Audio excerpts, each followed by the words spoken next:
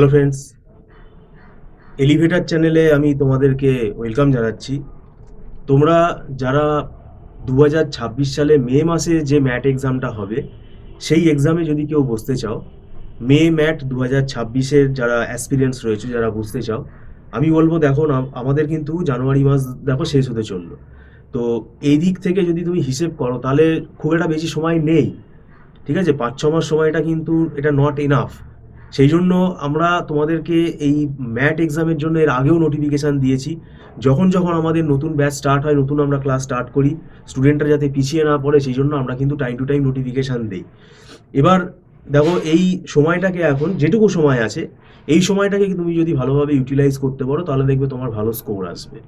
এবং এই ম্যাট এক্সামের জন্য এটা একটা জিনিস মনে রাখতে হবে যে নিজে নিজে যে এখানে সব কিছু আমরা পেরে যাব সেটা কিন্তু নয়। প্রথম কথা, এটা একটা ন্যাশনাল লেভেলের এক্সাম এবং এখানে নেগেটিভ মার্কিং রয়েছে। এবং এর যে সিলেবাস, এই সিলেবাসটা কিন্তু খুব ভাস্ট। এই এত বড় সিলেবাস, এটা যদি খুব স্ট্র্যাটেজিক্যালি না পড়া হয় তাহলে কিন্তু খুব অসুবিধায় পড়ে স্টুডেন্টরা হয়তো ভাবে যে আমাকে সব পড়ে যেতে হবে, এবং এটাও তারাও ভাবে যে পরীক্ষায় 100% কোয়েশ্চেন অ্যাটেন্ড করে চলে এলাম, তাহলে আমার ভালো স্কোর চলে আসবে। তো এগুলো কিন্তু সবই ভুল ধারণা। তো এইভাবে কিন্তু হয় না। যেহেতু নেগেটিভ মার্কিং আছে, আন্দাজে গেস করে করতে গেলে বেশিরভাগ ক্ষেত্রেই কিন্তু ভুল হয়ে যায়, নেগেটিভ হয়ে যায়। তো সেগুলোকে অ্যাভয়েড করতে হবে, এবং তার জন্য আমরা কিন্তু একটা ওয়েল স্ট্র্যাটেজি ফলো করে পড়াই, এবং দীর্ঘদিন আমাদের এখানে পড়ানো হচ্ছে। আমাদের এখানে এই ম্যাট এক্সাম মানে দীর্ঘ অভিজ্ঞতা সম্পন্ন ফ্যাকাল্টিরাই পড়ান, যারা এই পরীক্ষাটা পড়িয়ে পড়িয়ে অভ্যস্ত। অনেকে আছে শখে হয়তো একটু টিউশন পড়ালো, সকালে হয়তো চাকরিতে চলে গেল, এরকম ব্যাপারটা কিন্তু নয়। এখানে আমাদের পুরোপুরি ফুল টাইম ফোকাসই দেওয়া হয়।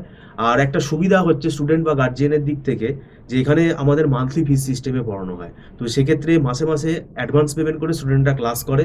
তাদের দিক থেকে এটা কী হচ্ছে, একটা ফ্লেক্সিবিলিটি থাকে যে তাদেরকে কোনো লামসাম টাকা অ্যাট এ টাইম কী করতে হচ্ছে না, জমা দিতে হচ্ছে না। তো এটা একটা ফ্লেক্সিবিলিটি। আর আমাদের এখানে ওই কতগুলো স্টাডি নোট বা মেটেরিয়াল দিয়ে দেওয়া হলো, সেগুলো স্টুডেন্ট পড়ে চলে গেল, ওইভাবে হয় না। পুরো চ্যাপ্টার ওয়াইজ আমাদের এখানে পুরো কনসেপ্ট বেসিসে পড়ানো হয়, এবং সেই পুরো কনসেপ্ট ক্লিয়ার করিয়ে পড়ানো হয়, এবং ভ্যারাইটিস প্যাটার্ন অফ প্রবলেম কিন্তু সামস এখানে সলভ করানো হয়, এবং দেখা হয় স্টুডেন্ট কতটা পারছে।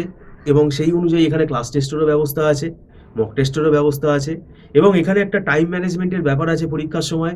স্কোরিং টপিক কোনগুলো সেগুলো আগে করতে হবে, কতগুলো কোয়েশ্চেন অ্যাটেন্ড করলে আমার কত স্কোর আসতে পারে, নেগেটিভ শর্টকাট টেকনিকগুলো শিখতে হবে কিভাবে অ্যাপ্লাই করব। তো এই সব ব্যাপারগুলোই কিন্তু এখানে পুরো ধরে করানো হয়।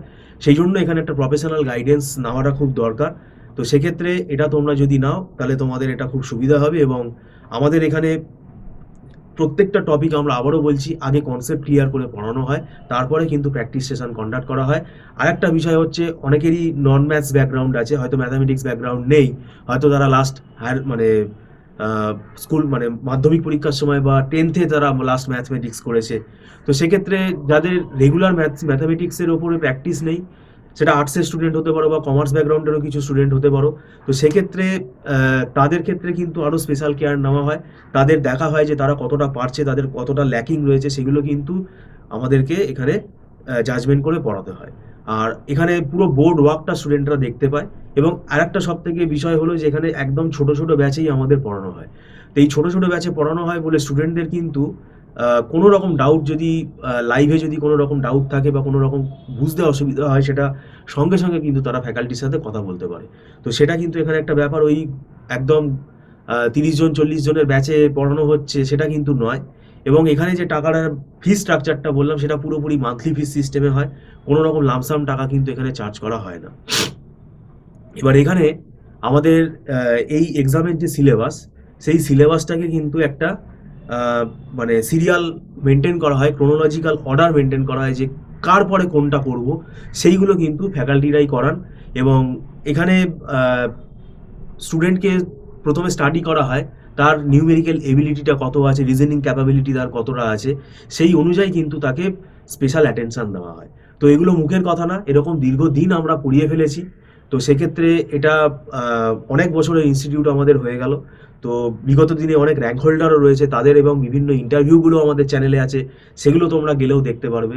তো সেই জন্যই বলছি যে, আর একটা ভালো স্কোর যদি না করো তাহলে কিন্তু ভালো কলেজে অ্যাডমিশন পাওয়াটা খুব ডিফিকাল্ট হয়ে যায়। অ্যাভারেজ স্কোর করে কিন্তু কোনো লাভ হবে না। সেই জন্যই কিন্তু স্ট্র্যাটেজিক্যালি প্রফেশনালি কিন্তু তোমাকে কেয়ার নিয়ে পড়তে হবে। ক্যাজুয়াল যদি তুমি মানে প্রিপারেশান নাও তাহলে সেটা কিন্তু খুব একটা লাভজনক হবে না। তো যাই হোক, ভিডিওটা সম্পূর্ণ দেখার জন্য তোমাদেরকে আমি ধন্যবাদ জানাচ্ছি। Thank you so much.